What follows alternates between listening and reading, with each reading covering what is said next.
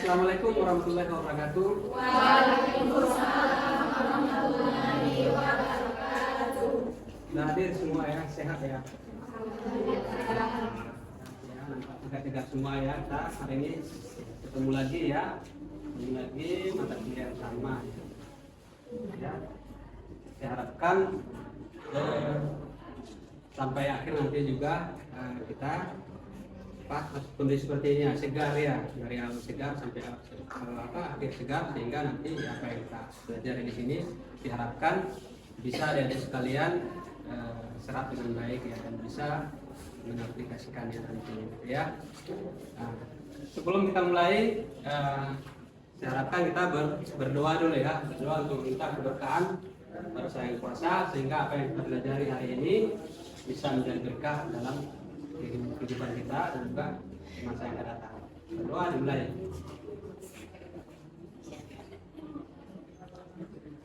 Oke. Nah, terima kasih ya. Kemarin kita sudah mempelajari tentang konsep dasar epidemiologi ya.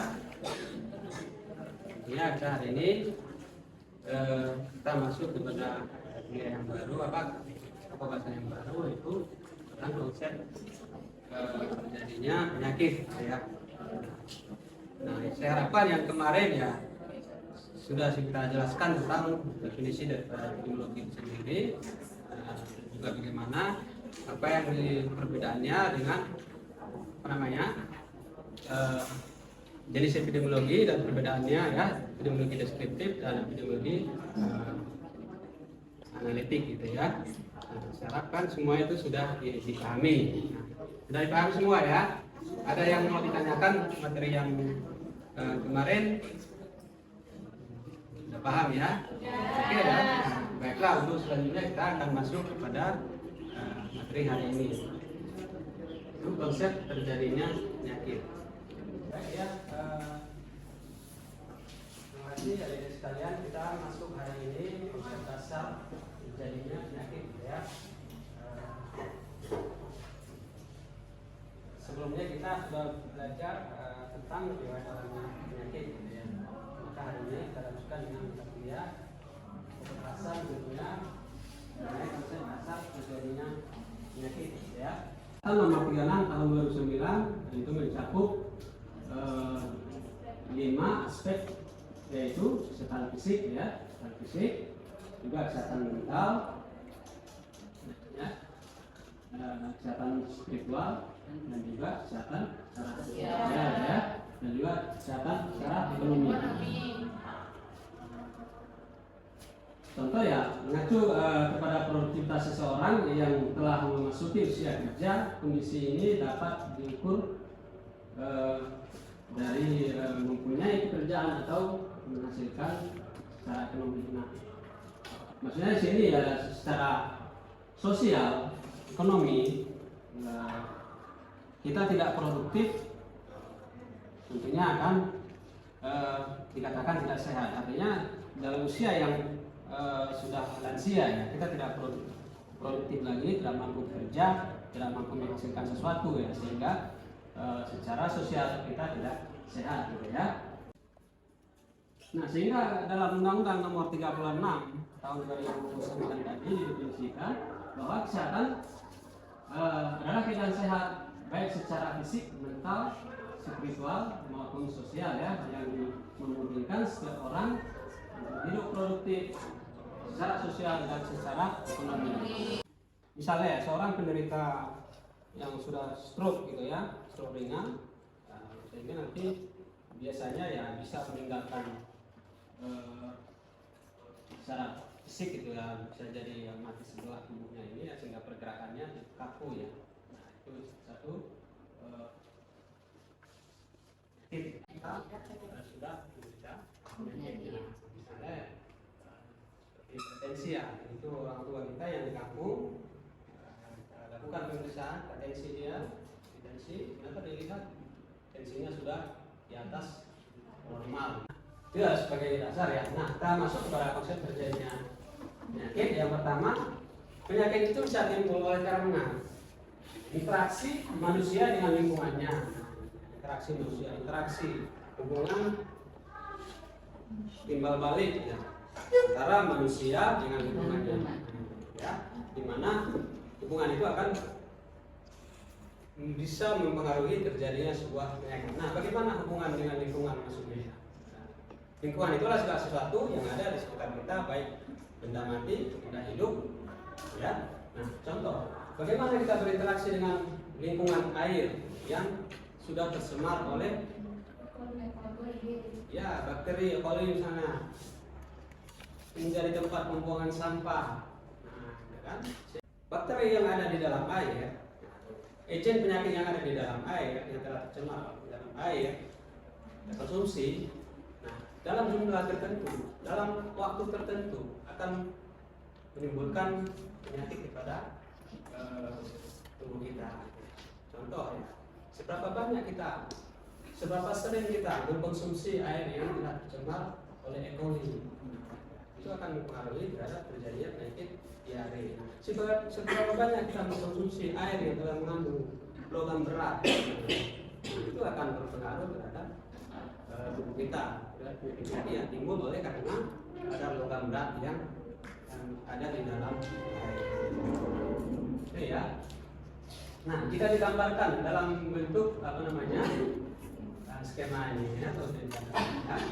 Nah, di sini terlihat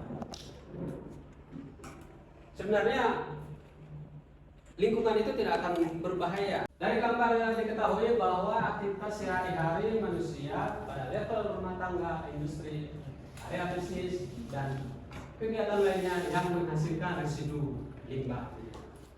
Apabila residu dan limbah terakumulasi di lingkungan dan nilainya melebihi nilai baku mutu lingkungan, maka akan menyebabkan lingkungan menjadi berbahaya. Kerusakan lingkungan dapat berupa menurunnya daya dukung dan daya tampung lingkungan, tentunya dapat menyebabkan gangguan terhadap sistem penyangga kehidupan, baik pada manusia, hewan, dan itu sendiri. Ya, akhirnya kondisi akan dimanifestasikan dalam bentuk sehat atau sakit pada individu atau masyarakat. Ya, oke. Nah, yang kedua itu model segitiga epidemiologi atau epidemiologi dengan jauh, kan, menurut Gordon dan Keras ini pada tahun 1950. Nah, itu ya, yang kedua. Yang pertama tadi adalah timbulnya penyakit oleh karena interaksi manusia dengan lingkungan yang tidak seimbang. Yang kedua adalah menurut teori ini, Gordon ini atau disebut dengan model segitiga epidemiologi. Dia menyebutkan bahwa timbulnya atau tidaknya penyakit pada manusia dipengaruhi oleh tiga faktor. Oke. Yang pertama adalah host atau penjamu. Ya. Semua faktor yang terdapat pada diri manusia yang dapat mempengaruhi timbulnya serta terjadinya suatu penyakit.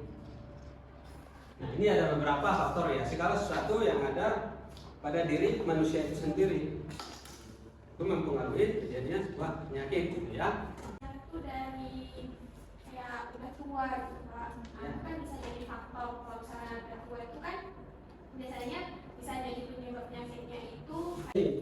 Menurut ciri yang ada di apa yang kita miliki, karakteristik yang kita miliki di diri manusia memang terjadi penyakit seperti tadi ya. Salah satunya ada umur dan juga jenis kelamin. Nah, ada beberapa penyakit memang itu dipengaruhi oleh jenis kelamin. Ya, seperti kanker serviks misalnya ya. Nah, juga beberapa di pekerjaan berbeda ya. Status pekerja misalnya ya, orang yang kerja di kantoran ya sangat berbeda dengan yang bekerja sebagai ya petani misalnya ya, petani di sawah ya. Orang yang petani yang di sawah akan berisiko Karena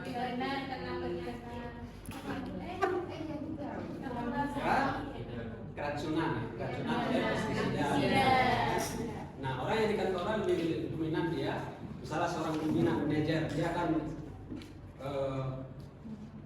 dengan menderita penyakit ya stres, bisa diawali dengan stres ya. Kenapa? Karena tekanan ya, sehingga dia karena stres gitu ya.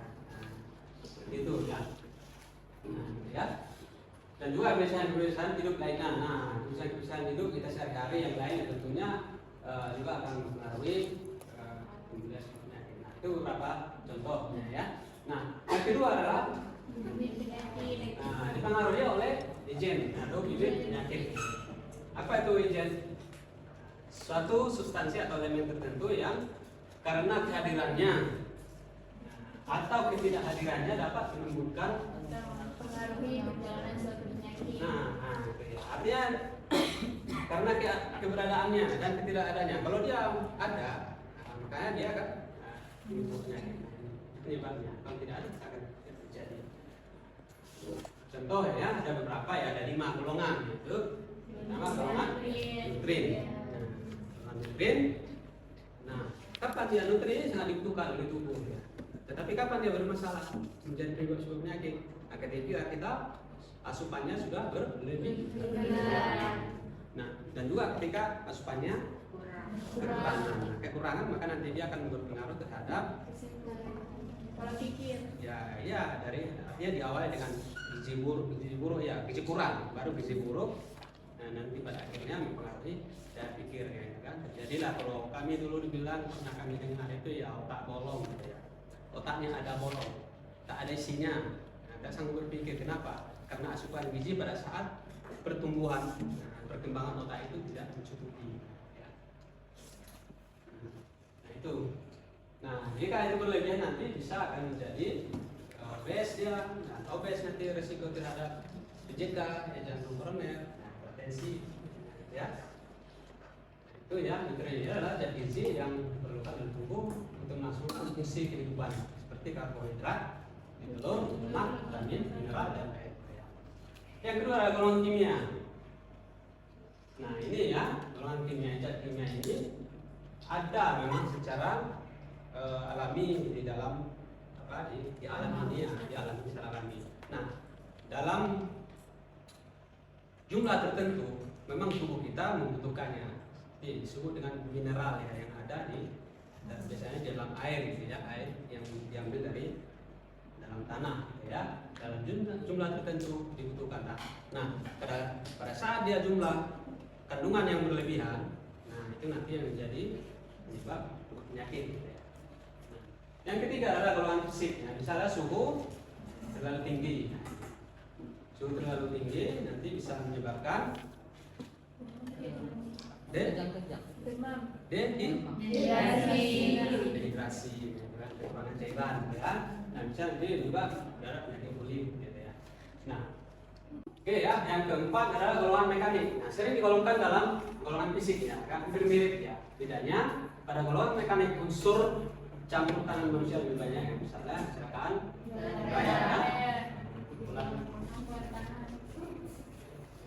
itu golongan biologi itu dapat berupa jasa klinik ya. Misalnya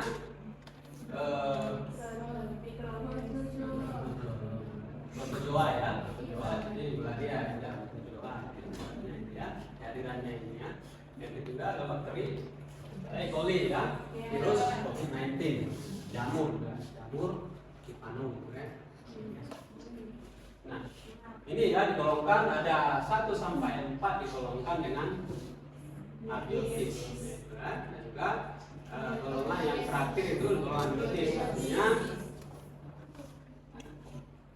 mereka ditemukan adalah penyakit infeksi. Nah, ya, kalau golongan biotis itu adalah golongan yang ditemukan adalah penyakit infeksi. Ya. Nah ini dimana yang infeksi ini ada juga bersifat menular. Nah, ini incubable disease. Ini juga tidak menular. Ya, incubable disease. Yang keempat itu aktivitas kemampuan bibit penyakit. Ini lingkungan ini ada dibagi 2 juga ya. Pertama di lingkungan fisik. Ya, yaitu lingkungan alami yang terdapat di sekitar manusia, misalnya cuaca, musim, geografis, struktur geologi. Nah, secara geografis misalnya ya, yang di pegunungan ya, tentunya penyakit yang diderita oleh orang yang hidup tempat tinggal di pegunungan berbeda dengan di pesisir gitu ya. Biasanya di pegunungan ditemukan ada penyakit gondokan di sana gitu ya. Digambarkan dalam skema ini terjadinya penyakit dipengaruhi 3 faktor. Nah, ini ya, agent, host, dan nah, jika digambarkan itu ibarat timbangan ya, ibarat timbangan yang dalam kondisi seimbang ya. Nah, kondisi yang seimbang seperti gambar ini menunjukkan bahwa situasi dalam keadaan sehat. Nah, terkendali semua ya, agentnya terkendali, hostnya dalam keadaan tidak obesitas, perilaku hidupnya bagus ya. Dan lingkungannya juga bersih ya, tidak ada buang sampah, tidak BAB, tidak terjadi genangan air sebagainya, sehingga situasi ini menggambarkan dalam keadaan sehat. Nah, kita lihat berikutnya ini menurun ya, sehingga kemampuan agen meningkat. Bukan miringnya ini mengatakan bahwasanya lebih berat agen gitu, tapi kalau dideskripsikan bahwasanya kemampuan agen meningkat. Nah, ini daya tahan tubuh host menurun, gitu kan? Sehingga agen mendapat kemudahan menimbulkan penyakit. Nah, ini biasanya terjadi pada penyakit infeksi seperti munculnya strain baru dari agen. Mutasi, misalnya mutasi pada virus influenza. Ya. Oke, ini selanjutnya adalah terjadi atau menderita penyakit karena kemampuan bibit penyakit meningkat. Nah, ini tadi daya tahan tubuh host menurun, ya kan? Ini kemampuan agen meningkat. Ya. Ada peningkatan kepekaan host terhadap suatu, terus ya, peningkatan jumlah peningkatan jumlah usia yang rentan. Nah, ataupun sebaliknya, usia lansia yang sangat tinggi. Nah, itu kan mempengaruhi akan kejadian penyakit hipertensi. Ya, sehingga itu ya, dimana ini situasi seperti ini juga menceritakan, menggambarkan dalam keadaan menderita penyakit. Ini selanjutnya itu menderita penyakit karena lingkungan juga berubah. Ini lingkungannya bergeser ya ke sini. Hanya contoh situasi lingkungan yang apa? Yang berubah ya. Yang dulunya tidak ada genangan air menjadi banyak genangan air, tentunya menjadi populasi tempat apa? Berkembang biaknya nyamuk Aedes aegypti, sehingga membuat apa namanya tinggi, mengakibatkan tentunya mempengaruhi gigitan yang tinggi, tentunya risiko terjadi penularan bibit tinggi. Boleh dikasih contoh yang lebih spesifik nih Pak, yang lebih berat di environment atau yang lebih berat di agent itu? Baik ya. Salah ini kan? Iya, yang masing-masing menderita penyakit karena lingkungan berubah. Nah, artinya lingkungan itu bergeser ya. Nah, pada saat musim hujan, barang-barang bekas itu akan menjadi menampung tampungan air dan menjadi tempat berkembang biaknya Aedes aegypti. Nah, sehingga dengan ketersediaan tempat berkembang biaknya, tentunya akan meningkatkan populasi daripada yang itu sendiri, sehingga nanti dengan populasi nyamuk yang tinggi, tentunya akan menyebabkan gigitan yang tinggi ya, sehingga tentunya perpindahan agen virus yang menginfeksi manusia akan lebih mudah. Nah, itu akan meningkatkan risiko kita tertular oleh penyakit demam berdarah. Nah, itu salah satu contoh lain yaitu lingkungan lingkungan air. Nah, di mana kebiasaan kita yang membuang sampah BAB ke badan air. Nah, sementara badan air digunakan untuk kehidupan sehari-hari, nah, itu juga akan menjadi risiko meningkatnya terjadi penyakit diare disebabkan oleh dari oli ya. Nah, itu bergeser lingkungan. Nah, begitu juga bagaimana dengan kondisi bergeser yang lainnya, artinya daya tahan tubuh yang menurun, nah, itu kan. Nah, ini sementara kemampuan agen yang meningkat, nah, tentunya akan mempengaruhi terjadinya sebuah penyakit juga ya. Berarti adanya misalnya peningkatan kepekaan host terhadap suatu penyakit. Biasanya seperti yang disampaikan tadi,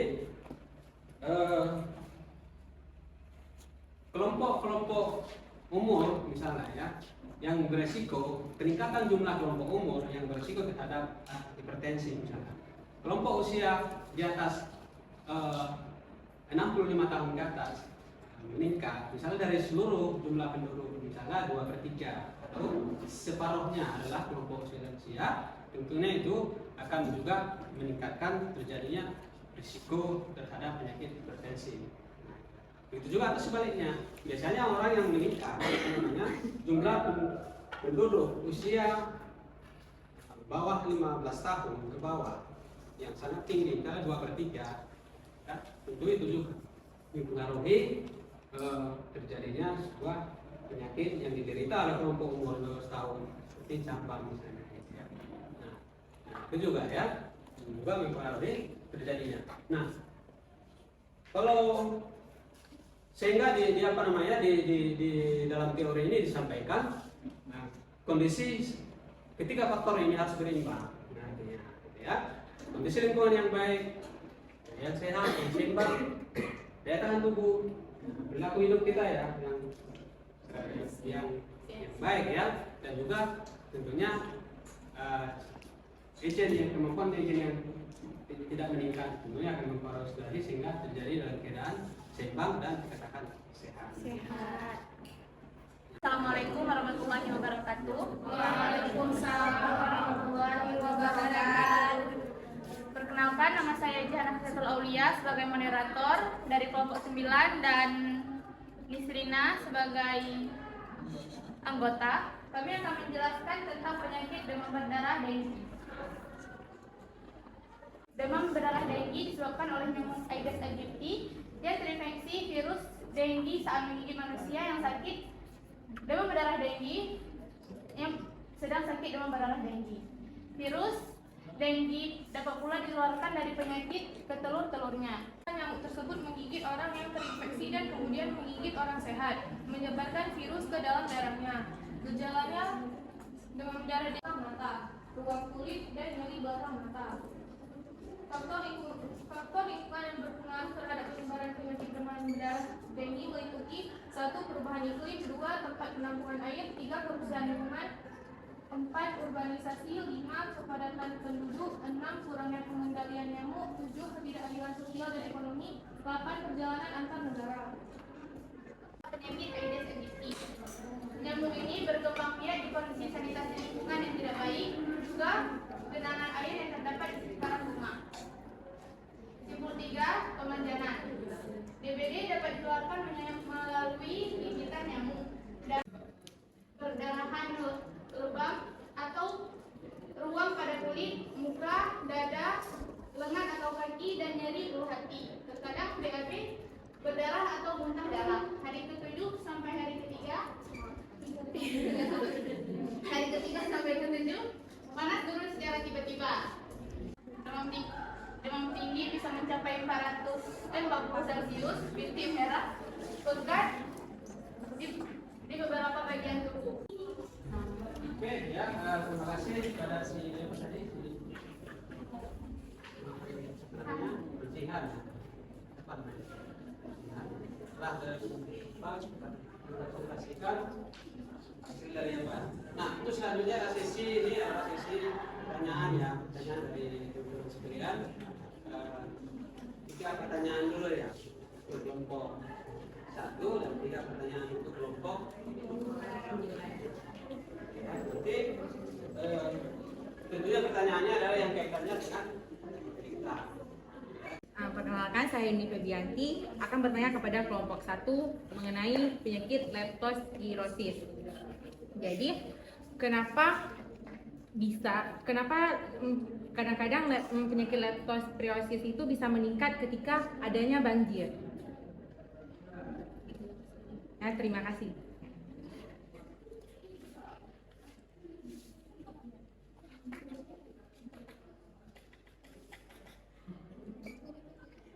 Bagaimana peran mahasiswa dalam meningkatkan kesadaran tentang leptospirosis dan kesehatan masyarakat? Bagaimana peran mahasiswa dalam meningkatkan kesadaran tentang leptospirosis dan kesehatan masyarakat? Kenalkan, nama saya Dian Madifa. Saya ingin bertanya. Nah, tadi kalian kan sudah menjelaskan tentang demam berdarah untuk kelompok 9. Nah, kalian tadi kan nggak ada cara pencegahannya. Nah, hal-hal apa aja sih yang dapat dilakukan untuk mencegah demam dengue itu lebih berkembang? Gimana caranya tuh demam dengue itu tidak berkembang lagi? Saya tidak menyebar ke wilayah lainnya gitu.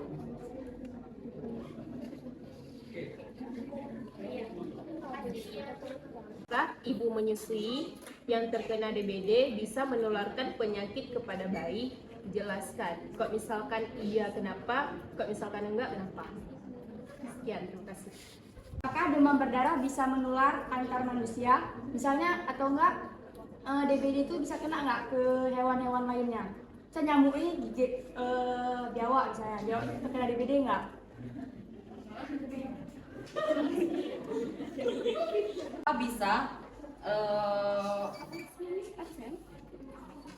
Kenapa bisa penyakit leptospirosis meningkat ketika adanya banjir?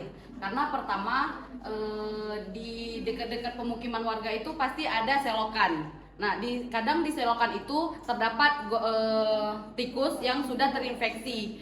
Karena tadi kan jorok, masyarakat sering buang sampah ke situ, sampah sembarangan kayak gitu kan. Jadi jorok kayak gitu. Jadi makanya ada tikus. Tikus itu kadang buang urinnya langsung buang aja di situ kayak gitu. Urinnya akan sedikit juga ya. Nah, pada saat banjir juga urin yang terkontaminasi dengan air akan sedikit, maka akan kasus leptospirosis bisa ditekan sedikit. Nah, bagaimana cara menekan kasus itu? Ya tadi mengurangi tempat perindukannya sehingga populasi tikus yang sedikit, ya kan? Sehingga nanti urinnya juga sedikit, tentunya risikonya juga sedikit. Itu kira-kira ya. Sampai di sini ya, saya ingin sedikit mereview pelajaran kita hari ini ya. Yang pertama itu timbulnya sebuah penyakit dipengaruhi oleh karena aktivitas hubungan interaktif antara manusia dengan lingkungan. Ya, hubungan yang seimbang itu akan mempengaruhi terjadinya penyakit, yaitu dalam keadaan sehat. Nah, selanjutnya itu menurut kedua ya, menurut si Gordon tadi, bahwasanya timbulnya penyakit dipengaruhi oleh tiga komponen ya, host agent dan itu juga ya. Bagaimana hubungan ketiga itu ya, tentunya akan saling berebut, saling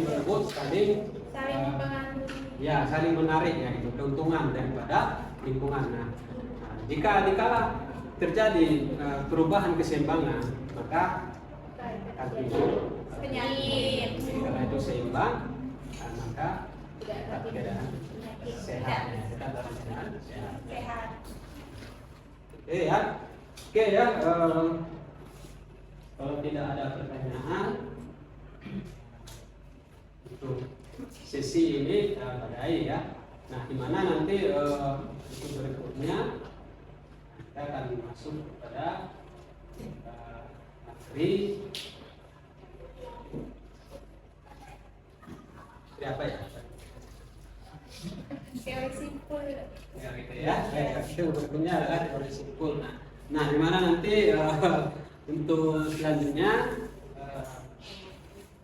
akan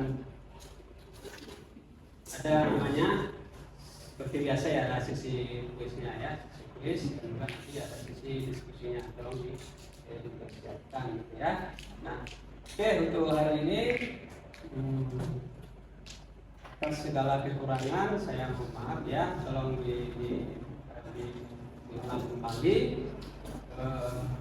sehingga nanti diharapkan semua dapat memahaminya. Dan jika ada pertanyaan nanti akan bisa disampaikan pada teman berikutnya. Oke ya, sampai di sini kita akhiri. Wabillahi taufiq. Assalamualaikum warahmatullahi wabarakatuh. Waalaikumsalam.